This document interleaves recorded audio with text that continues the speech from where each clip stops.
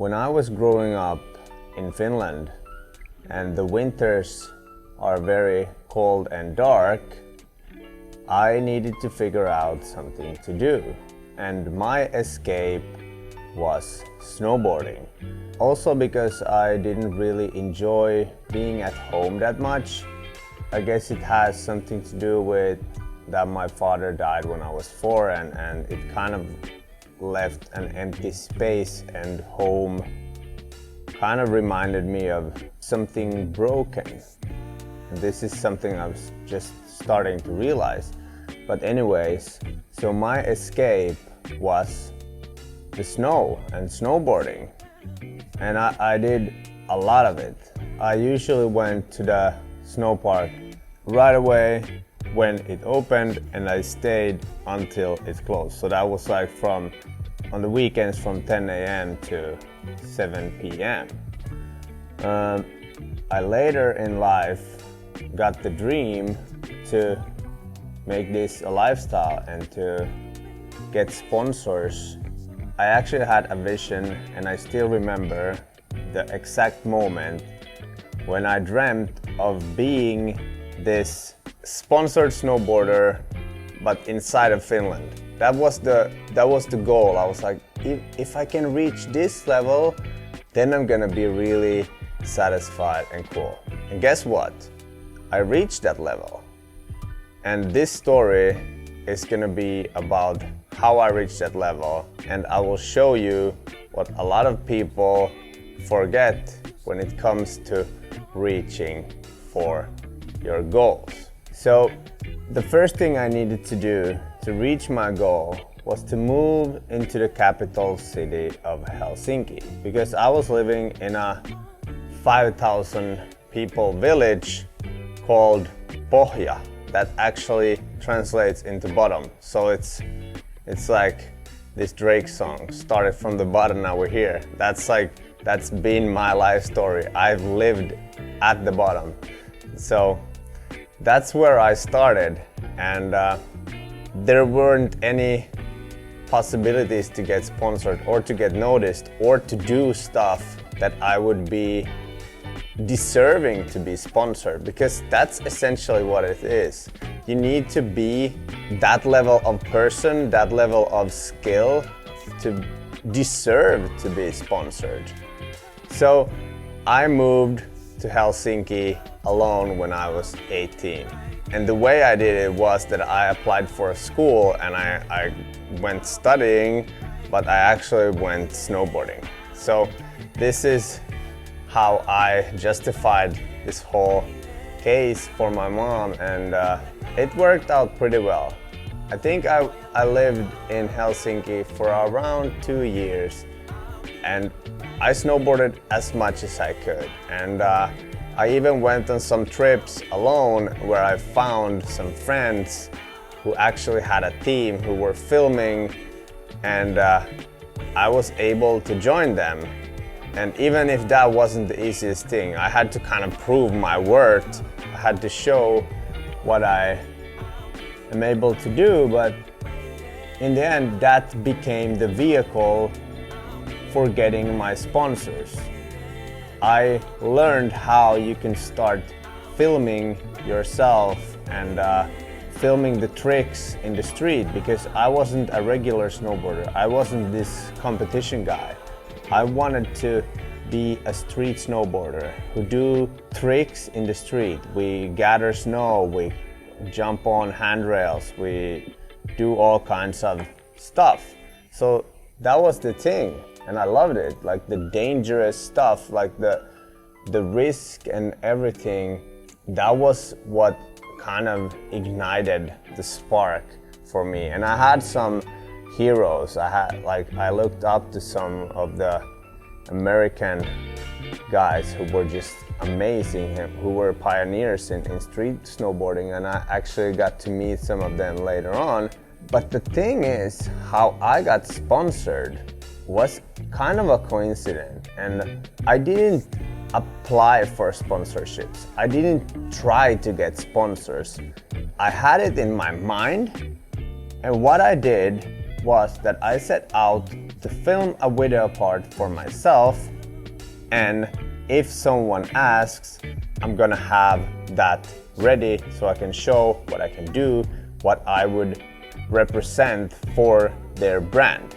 And I did that, and I didn't even think about sharing it to someone. I didn't have a target. But one day, I think it was like 2 years in of the process, one of my friends who I went to school with went on an internship to a snowboarding store. And he called me and he was like, yo, they are looking for people to sponsor. Do you have any footage? And I was like, yes, I do.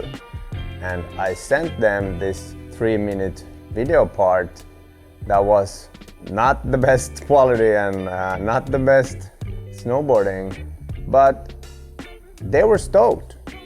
And the best part is that I also had a new friend who was really good at snowboarding, and they invited him too.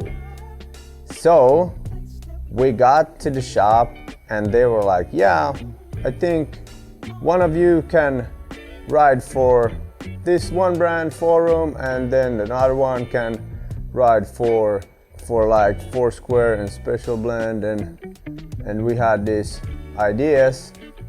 Well, even crazier thing, I got some boards and I went on a trip, but after that DC Snowboards launched a new brand and I was invited to join that. So I was one of the first ones in DC Snowboarding, this huge team.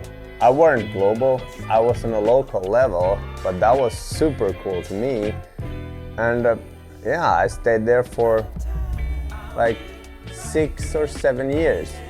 And I even got another sponsor from Switzerland, a clothing sponsor. That was super cool because I met some guys in the streets of Helsinki. I showed them some spots, I showed them around, I helped them, and they were like, yo, we have a friend who has a clothing brand and you seem like a cool dude, would you want to represent? And I was like, wow, this is just insane.